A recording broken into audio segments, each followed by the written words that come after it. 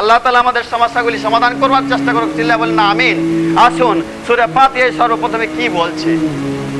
বিসমিল্লাহির রহমানির রহিম, বিসমিল্লাহির রহমানির রহিম, আলহামদুলিল্লাহি রাব্বিল আলামিন। কথা কার?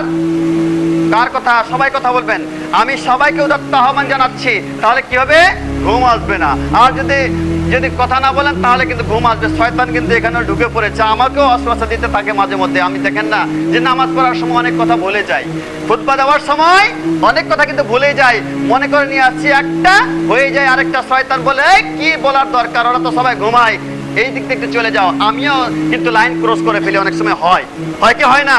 এটা হতে পারে, হওয়াটাই স্বাভাবিক। কারণ শয়তান হচ্ছে আমাদের সার্বক্ষণিক ভাবে কিন্তু চেষ্টা করে যে আমাদেরকে কিভাবে বিপদগামী করবে, আমাদের কিভাবে বিপদে ফেলাবে। শয়তানের কাজই হচ্ছে এইটা।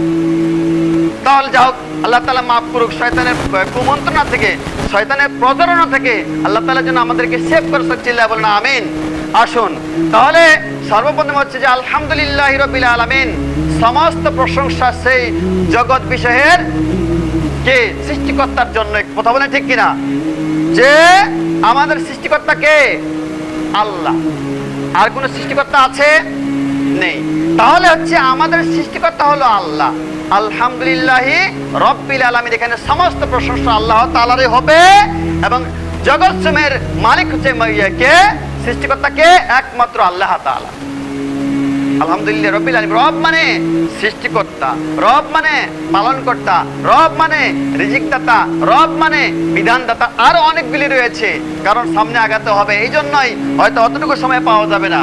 তাহলে আমাদের মেইন হচ্ছে যদি আমরা বলি যে রব, রব মানে আল্লাহ, রব মানে আল্লাহ, রব মানে বিধানদাতা, রব মানে রিজিকদাতা, রব মানে হচ্ছে সৃষ্টিকর্তা, তাহলে আমার মনে বলছে এই কয়েকটি কথার যদি আমরা অর্থগুলি বুঝতে পারি, বেশি কিছু আর মনে হয় প্রয়োজন লাগার কথা নয়। কথা বলেন ঠিক কিনা?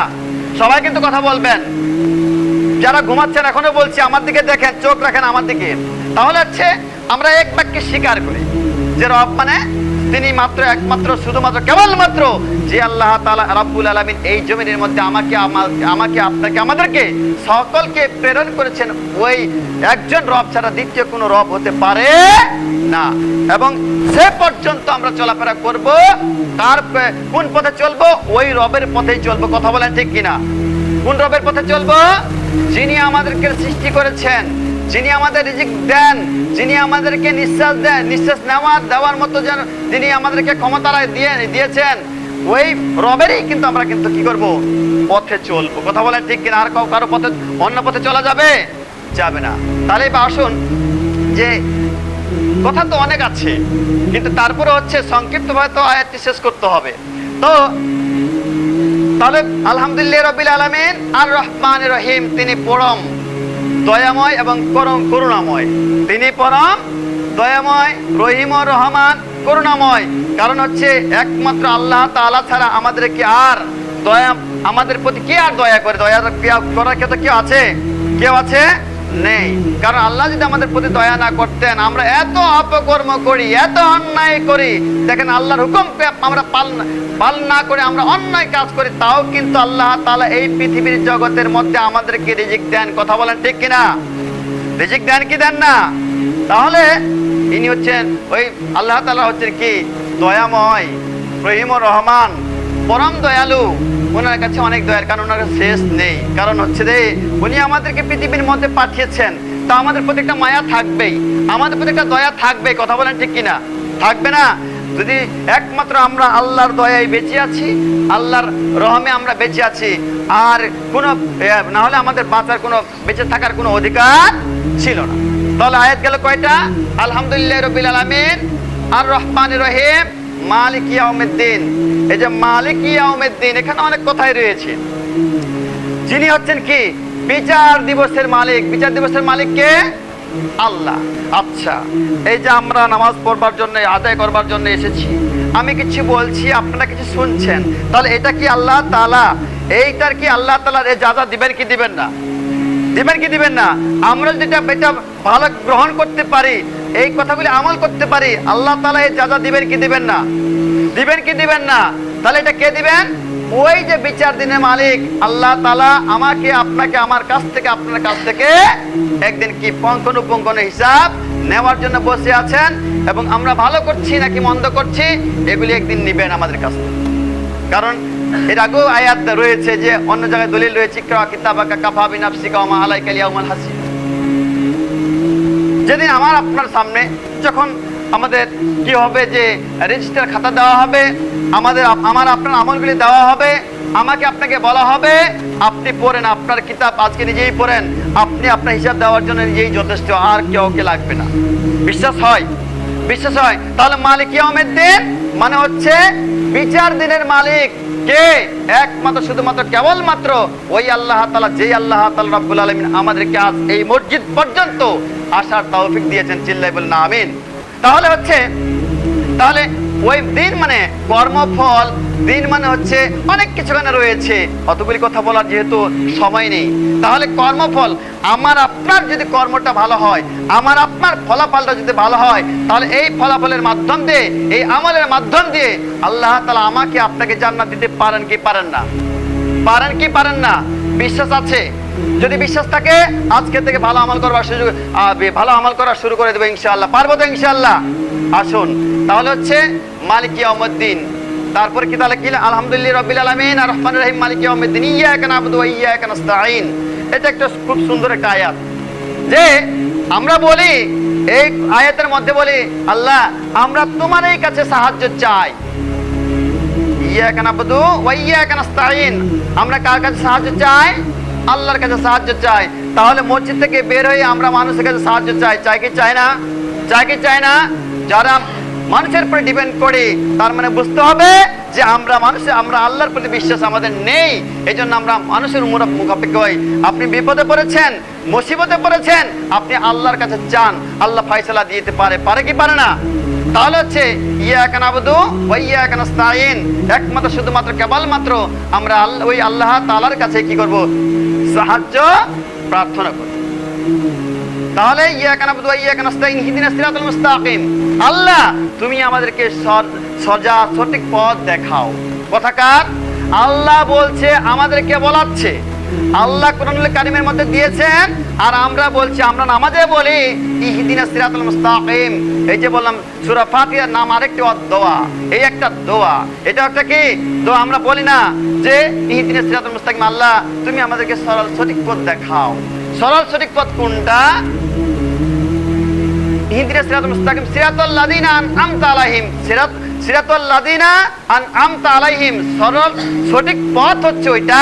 আমরা আয়াতের মধ্যে বলি সরল হচ্ছে ওইটা কোনটা? যাদেরকে তুমি নিয়ামত দান করেছো এবং অনুগ্রহ দিয়েছো, যাদেরকে তুমি নিয়ামত দান করেছো এবং অনুগ্রহ দিয়েছো, ওই পথে আমাদেরকে কি করো? পরিচালনা করো। তাহলে আমরা নামাজের মাঝে পড়ি এটা, যে আল্লাহর কাছে ঠিকই দোয়া করলাম, কিন্তু নামাজ পড়ার শেষে পড়ার পরে আমরা আবার অন্যায় কাজের দিকে চলে গেলাম। কথা বলেন ঠিক কিনা? আমরা অন্যায় কাজে লিপ্ত হয়ে গেলাম, তা কি হলো? তাহলে তো হলো না। গায়রিল মাগদুবি আলাইহিম ওয়ালাদ-দাল্লিন, এবার শেষে আয়াতে আমরা আল্লাহ তাআলা বলিয়ে দিয়ে দিয়েছেন, আমরা তেলাওয়াত করি যে তাদের পথে নয়, যাদের পথে আল্লাহ তুমি, যাদেরকে তুমি গজব দিয়ে এই পৃথিবীকে ধ্বংস করে দিয়েছো। আল্লাহ দিয়েছেন আয়াতের শেষে যে আমরা বলি তাদের পথ নয়, যাদের পথে যাদেরকে আপনি এই গজব দিয়ে এই পৃথিবী থেকে ধ্বংস করে দিয়েছেন, তাদের পথে কিন্তু আমরা চলতে চাই না। কিন্তু আমরা তো গজবের রাস্তা নিজেই বেছে নেই। কথা বলেন ঠিক কিনা? চলার কথা, আল্লাহর হুকুম মানার কথা, আল্লাহর হুকুম মোতাবেক চলার কথা, আমরা কিন্তু সেই কাজে নেই। আমরা অন্যায় অপকর্ম কাজের সাথে লিপ্ত হয়ে যাই, জড়িত হয়ে যাই, অন্যায় করতে ভালোবাসি, অন্যায়কে সাপোর্ট করি। যতক্ষণ পর্যন্ত আপনি অন্যায় করবেন, অন্যায়কে সাপোর্ট করবেন, ততক্ষণ পর্যন্ত আপনি সঠিক মুসলমান হতে পারবেন না, খাঁটি মুমিন হতে পারবেন না। এইভাবে মৃত্যুবরণ করলে, এই অবস্থায় মৃত্যুবরণ করলে আল্লাহর কাছে আপনি জান্নাত পেতে পারেন না। কথা বলেন ঠিক কিনা? আসুন, কথার মধ্যে অনেক কিছু রয়েছে। তাহলে নিঃসন্দেহে হচ্ছে এই সূরাতুল ফাতিহার যে অর্থ এবং এটার কিছু ফজিলত রয়েছে, যদি বিশ্বাস করেন। কারণ হচ্ছে এই সূরা ফাতিহা যদি তেলাওয়াত করে ফু দিয়ে আপনি আপনার শরীরে ব্যথা, যে কোনো জায়গায় ব্যথা, যদি আপনি ব্যথার জায়গায় দিয়ে এটা মেসেজ করে দেন, যদি আপনি সূরা ফাতিহা পড়ে মেসেজ করেন, আল্লাহ তাআলা আপনার ব্যথা কি করে দিতে পারে, সারাই দিতে পারে। আপনি পেটের পীড়ায় ভুগতেছেন, পেটে ব্যথা, আপনি সূরা ফাতিহা 3 বার অথবা 7 বার দম করে পানিতে দম করে আপনি পানিটা খান, আল্লাহ তাআলা আপনার কি করে দিবেন, পেটের পীড়া আপনার সারাই দিবেন, দিতে পারেন ইনশাআল্লাহ। পারেন কি পারেন না? শুধু তাই নয়, এই সূরা ফাতিহাটা একটা হচ্ছে কি, এটা একটা সিফা, এটা একটা সিফা, আরোগ্যর কথা বলা হয়েছে, অনেক কিছু রয়েছে। আসুন আমরা এই সূরা ফাতিহাকে বেশি বেশি তেলাওয়াত করব এবং এই সূরাটি আমরা পড়ার চেষ্টা করব। যাদের বাড়িতে কোরআন রয়েছে আমরা তেলাওয়াত করার চেষ্টা করব, অর্থ সহকারে পড়বেন, বুঝবেন, অনেক কিছু থাকবে ইনশাআল্লাহ, অনেক কিছু আপনি পরিবর্তন আপনার মনের মধ্যে আসবে ইনশাআল্লাহ। তবে এবার আসুন, শেষ কথাই হচ্ছে যে আমরা নামাজ আদায় করবার জন্য এসেছি। এখনো যারা 5 ওয়াক্ত নামাজ আদায় করি না, আমরা 5 ওয়াক্ত নামাজ আদায় করবার জন্য চেষ্টা করব। কেননা আল্লাহ রাসূল সাল্লাল্লাহু আলাইহি ওয়াসাল্লাম বলছেন যে আউয়ালু মা ইউহাসাবু বিল আবদি ইয়াউমাল কিয়ামাতিস সালাহ, কিয়ামতের দিন আমার আপনার চাষবাস, স্ত্রী, পুত্র, ছেলে, সন্তান, জায়গা, সম্পত্তি এগুলির হিসাব নেবে না, কিয়ামতের ময়দানে শুরুতে নেবে কি, যে বান্দা আমি পৃথিবীতে তোমাকে পাঠিয়েছিলাম, পাঠানোর পরে অনেকটা বয়স দিয়েছিলাম, আর বান্দা ওই পৃথিবীর জগতে কি তুমি নামাজ পড়েছিলে? আগে এইটা বলা হবে। যদি দেখা যায় আপনি নামাজে ফাঁস, তাহলে আপনি ফাঁস, নামাজে যদি পাস হয়ে যান আপনি পাস, আল্লাহ তাআলা অন্যান্য পাপ রাশিগুলি ক্ষমা করে দিয়ে আপনাকে জান্নাতে দিতে পারে কি পারে না? এই আল্লাহর ক্ষমতা আছে না নাই? আসুন এখনো আমরা যারা 5 ওয়াক্ত নামাজ আদায় করি না, আমরা 5 ওয়াক্ত নামাজ আদায় করবার চেষ্টা করবো ইনশাআল্লাহ।